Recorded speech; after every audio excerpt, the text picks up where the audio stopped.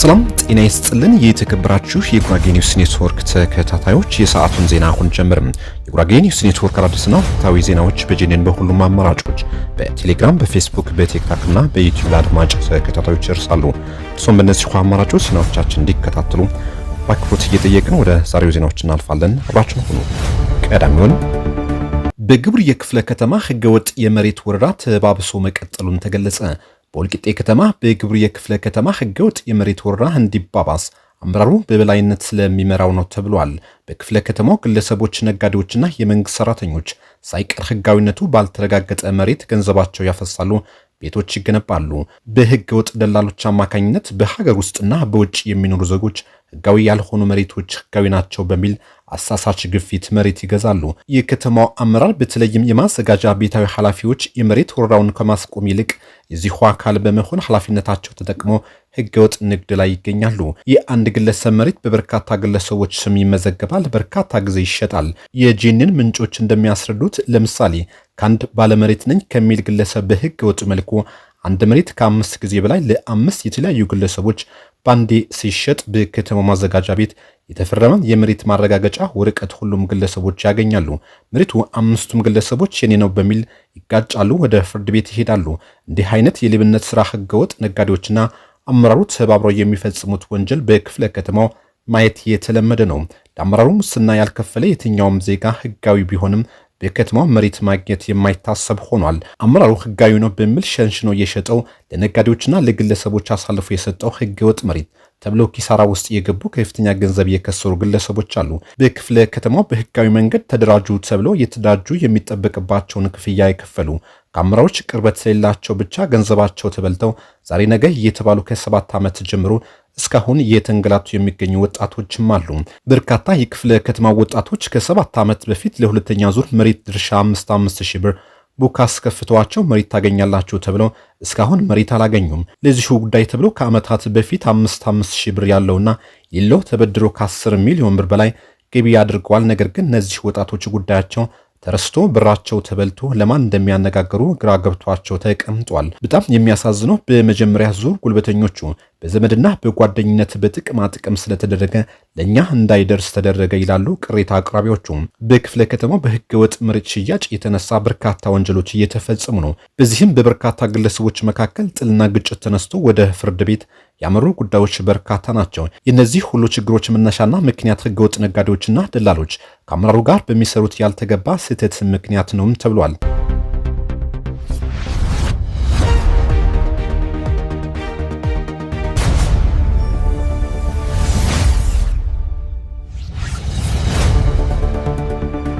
ከአመራሮች ጋር ቁርኝት ያላቸው ወጣቶች ከየማደያው ነዳጅ በበርሜል ቀድተው እየወሰዱ ነው ተባለም። በወልቂጤ ከተማ የተወሰኑ ወጣቶች ከአመራሮች ጋር ባላቸው ትስስርና ቅርበት የተነሳ ከየማደያው ያለ ከልካይ ነዳጅ በበርሜል ቀድተው እየወሰዱ ናቸው ተብሏል። በከተማው የነዳጅ እጥረት አባባሽና ህገወጥ ንግድ ከመቆጣጠር ይልቅ ወጣቶች በግልጽ ህገወጥ የነዳጅ ንግድና ዝውውር ውስጥ ገብተው እንዲሰሩ ከአመራሮች ድጋፍ ተሰጥቷቸዋል። ነዳጁ በህጋዊ መንገድ ከማደያዎች ከማግኘት ይልቅ በከተማው በህገወጥ ነጋዴዎች እጅ ማግኘት ቀላልና የተለመደ ሆኗል። በህገወጥ የነዳጅ ንግዱ አመራሩ በዚህ መልክ የሚሳተፍ ሲሆን የተወሰኑ ጉልበተኛ ነን የሚሉ ወጣቶች በህገወጥ ነዳጅ ንግድ ከመሳተፍ ባለፈ የኮንትሮባንድ ስራ ላይ በቀጥታ ይሳተፋሉ። የሚጠይቃቸው አካል የለም ተብሏል። አመራሩ ለወጣቶቹ ህገወጥ ንግድ የሚፈቅዱት ገንዘብ ከማግኘት ባለፈ ወጣቶቹ ለተለያዩ ዝግጅቶች በአስተባባሪነትና በጥበቃ በታማኝነት ይጠቀሟቸዋል። የከተማው ንግድና ኢንዱስትሪ ጽሕፈት ቤትና ከንቲባ ቢሮም ይህ ህገወጥ ንግድ በሚገባ የሚያውቁት ፍቃድ የሰጡት ድርጊት ነው የሚመስለው ይላሉ በየማደያ ውስጥ የሚሰሩ የጄኔን ምንጮች። ለህገወጥ ንግድ ራሳቸው ያደራጁት ወጣቶቹ በተለይም አመራሮች ሲቀያየሩና አዳዲስ ሹመቶች ሲኖሩ ጊዜ አይወስድባቸውም። ቶሎ ከአመራሮቹ ጋር የጀመሩት ስራቸው ያስቀጥላሉ። በዚህ መልኩ ሀብት የሚያካብቱ አመራሮችና ግለሰቦች የከተማው ልማት ወደ ኋላ ከመጎተት ባለፈ ህገወጥነትና ሌብነት አለማምደዋል። በከተማው ስለ አመራሩ ዝርፊያ፣ ለህዝቡ አለመታመን መስማት አዲስ ነገር አለም። ተራውን ጠብቆ ዘርፎ ወዳድ ለመያዝ የሚጥር አመራር የከተማው አመራር ግብ እየሆነ ነው። በህጋዊነት በስራ ሰርቶ መለወጥ ተስፋ ወደ ማስቆረጥ እየደረሰ ነው። የከተማው ወጣት ከአመራሮች ምን ይማር? ህዝባዊነት ወይስ ቡድንተኝነት? የአብዛኛው የከተማው ወጣት ጥያቄ እየሆነ መጥቷል።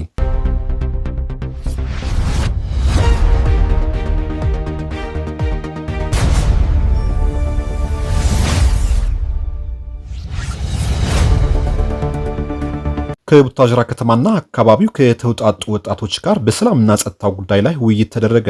የማዕከላዊ ኢትዮጵያ ክልል ርዕሰ መስተዳድር ዶክተር እንዳሻው ጣሰው በምስራቅ ጉራጌ ዞን በቡታጅራ ከተማ በልማትና መልካም አስተዳደር በአካባቢው ሰላምና ጸጥታ ጉዳዮች ላይ ከዞኑ ከተውጣጡ ወጣቶች ጋር የምክክር መድረክ በቡታጅራ ከተማ አካሂደዋል። ርዕሰ መስተዳድሩ በተለያዩ አካባቢዎች ያሉ የጸጥታ ችግሮችን ለማስቆም መንግስት በርካታ ስራዎችን እየሰራ መሆኑን ገልጸው ወጣቱ ሰላምን ሊያደፈርሱ የሚችሉ ምክንያቶችን በተረጋጋና በሰከነ መንፈስ በመለየትና ከአሉባልታ በመራቅ በየአካባቢው ሰላም እንዲሰፍንና የህዝባችን ሰላም እንዲረጋገጥ አጋዥ መሆን አለበት ብለዋል። ቡታጅራ ከተማ በሰላማዊነቷና እያስመዘገበችው ባለችው እድገት ሌሎች ከተሞች ምሳሌ መሆን እየቻለች የምትገኝ ለወደፊትም ከዚህ በላይ ትልቅ ተስፋ ያላት ከተማ ናት። የዞኑ አካባቢዎች የመልማት ጸጋ ያለው ምቹ መሆኑን ይህ ተስፋና የመልማት አቅም በይበልጥ ማሳደግ ወጣቱ ከመንግስትና ከህዝቡ ጋር ለአካባቢው ሰላም ዘመቆም በልማቱም ረገድ በየተሰማራበት መስክ አምራችና ውጤታማ በመሆን ድርሻውን መወጣት እንዳለበትም ተጠቁሟል። በዞኑ በተለያዩ አካባቢዎች ያሉ የጸጥታ ችግሮችን ለማስቆም መንግስት እየሰራ ነው የተባለ ሲሆን የህዝቡን ሰላም የሚያደፈርሱ አካላት ሲኖሩም በህግ አግባብ ማረም እንዲቻል ወጣቱ የሰላም ዘብ በመሆንና ከመንግስት ጎን በመቆም የአካባቢውን ሰላም በአስተማማኝ ደረጃ ላይ ያረጋግጥ ይገባልም ተብሏል። የለውጡ መንግስት እውን እንዲሆን ወጣቱ የነበረው ሚናና የከፈለው መስዋዕትነት ቀላል አልነበረም። በሂደትም በአካባቢው ለተመዘገበው የልማትና የመልካም አስተዳደር ውጤቶች ወጣቶች ከፍተኛ ሚና እንዳላቸውም ተብራርቷል። የዞኑ ከፍተኛ አመራሮች የተሳተፉበት መድረክ ላይ የነበሩት ወጣቶች አብዛኞቹ የገዢው ፓርቲ አባላት የሆኑና ለአመራሮች ቅርበት ያላቸው እንጂ ስለ አካባቢው የሰላም ችግር የሚያሳስባቸው ወጣቶች አልተሳተፉም ብለዋል የሚዲያችን ምንጮች። በዞኑ ያለው የጸጥታ ችግሮች በዘላቂነት እንዲፈታ በአመራሮች ላይ ግፊት ሲያደርጉ የነበሩ ወጣቶች ከታሰሩ ወራት ቢቆጠሩም የሚስተዋለው ችግር አልተፈታም። በመድረኩም የተነሱ ችግሮች ዘላቂ ለውጥ የሚያመጡ አይደሉም ተብሏል።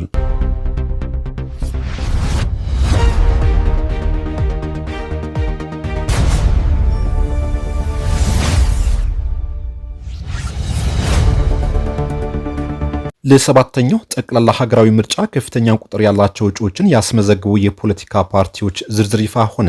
የኢትዮጵያ ብሔራዊ ምርጫ ቦርድ ከቀናት በፊት ባወጣው መረጃ መሰረት ገዢው ብልጽግና ፓርቲ፣ የኢትዮጵያ ዜጎች ለማህበራዊ ፍትህ ኢዜማ፣ ትብብር ለኢትዮጵያ አንድነት፣ የአምስት ፓርቲዎች ስብስብ፣ ነጻነትና እኩልነት ፓርቲ እንዲሁም ሰላም ለኢትዮጵያ ጥምረት የስምንት ፓርቲዎች ስብስብ ከፍተኛ ቁጥር ያላቸው እጩዎችን በማስመዝገብ በቅደም ተከተል ከ1 እስከ 5ኛ ያለውን ደረጃ ይዘዋል። ለህዝብ ተወካዮች ምክር ቤትና ለክልል ምክር ቤቶች በፖለቲካ ፓርቲዎችና በግል ተወዳዳሪዎች የቀረቡ አጠቃላይ እጩዎች ቁጥር 10432 ደርሷል። ከነዚህ ውስጥ 3041 እጩዎችን በማስመዝገብ ብልጽግና ፓርቲ ቀዳሚ ሲሆን ኢዜማ 1248 እንዲሁም ትብብር ለኢትዮጵያ አንድነት 1053 እጩዎችን ለውድድር አቅርቧል። ለተወካዮች ምክር ቤት እጩዎችን በማቅረብ ረገድ ገዢው ብልጽግና ፓርቲ 461 እጩዎችን በማስመዝገብ ከጠቅላላው 547 የፓርላማ ወንበሮች 84 በመቶ ለሚሆኑት እጩ ማቅረብ ችሏል። በተመሳሳይ ኢዜማ 293 እጩዎችን በማስመዝገብ ለ54 በመቶ የፓርላማ ወንበሮች ተወዳዳሪዎችን አቅርቧል። ትብብር ለኢትዮጵያ አንድነት፣ ነጻነትና እኩልነት ፓርቲ እንዲሁም ሰላም ለኢትዮጵያ ጥምረት ለፓርላማ ወንበሮች ያቀረቧቸው እጩዎችን ከፓርላማ የወንበሮች ብዛት ግማሽ ወይም 50% በታች ናቸው። በአጠቃላይ የእጩዎች ቁጥር 5ኛ ደረጃ ላይ የነበረው ሰላም ለኢትዮጵያ ጥምረት ለፓርላማ ባቀረባቸው እጩዎች ብዛት በወሎ ህዝቦች ዲሞክራሲያዊ ፓርቲ ተበልጦ ወደ 6ኛ ደረጃ ዝቅ ማለቱ ምርጫ ቦርድ ይፋ ያደረገው መረጃ አመላክቷል።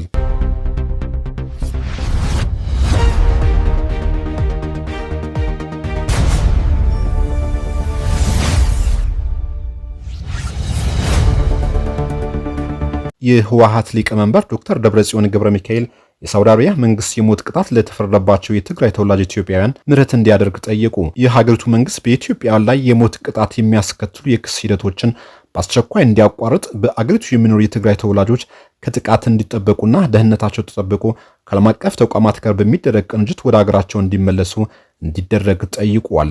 ሳውዲ አረቢያ የሚገኙት የትግራይ ተወላጆች በጦርነትና በሰብአዊ ቀውስ ሳቢያ ከትውልድ አካባቢያቸው የተሰደዱ ናቸውም ብለዋል። ከዚህ በተጨማሪም የህወሓት ሊቀመንበር ዶክተር ደብረጽዮን ገብረ ሚካኤል ከጦርነቱ በፊት የነበረው የትግራይ ምክር ቤት ያቋቋመው ካቢኔ በባላደርነት ይቀጥላል ሲሉም በመግለጫቸው አንስተዋል። ለትግራይ መጻኢ ፖለቲካ መፍትሄው ምርጫ ማካሄድ መሆኑ የጠቀሱት ሊቀመንበሩ ሆኖም በአሁኑ ወቅት በትግራይ ምርጫ ለማካሄድ የጸጥታና የተፈናቃዮች ሁኔታ አይፈቅድ ማለታቸው የክልሉ ዜና ምንጮች ዘግበዋል። ዶክተር ደብረጽዮን ከጦርነቱ በፊት የነበረው የክልሉ ምክር ቤት ወደ ስራ መመለሱ ዳግም ግጭት እንደሚኖር ማሳያ ተደርጎ መወሰድ እንደሌለበትም መናገራቸው ዘገባዎቹ ጠቅሰዋል። የኢትዮጵያ መንግስት የፕሪቶሪያ ስምምነት ተግባራዊ ከማድረግ ይልቅ የትግራይን ህዝብ ለማጥፋት እንደተጠቀምበትና ስምምነቱንም ሙሉ በሙሉ እያፈረሰው መቆየቱ ገልጿል። በትግራይ በኩል ግን ለሰላም ቅድሚያ በመስጠት ህዝቡ መሬቱ ተወሮ በሚሊዮን የሚቆጠሩ ወገኖች ተፈናቅለውና ተሰደው በአጠቃላይ ከባድ መስዋዕትነት እየተከፈለ በትዕግስት መቆየቱ አስረድቷል። ሁኔታው እየባሰና ወደ ከፋ ደረጃ እየተሸጋገረ በመምጣቱ የትግራይ ህዝብ ከጥፋት ለመታረቅ ሲባል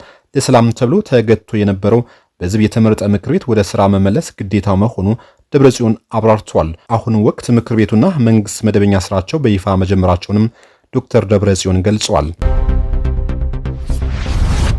የተከበራችሁ ውድ የጉራጌ ኒውስ ኔትወርክ ተከታታዮች ለሰዓቱ የነበሩ ዜናዎች እነዚህ ይመስሉ ነበር። ቆይታችሁ ከጄኔን ጋር ስለሆነ እናመሰግናለን።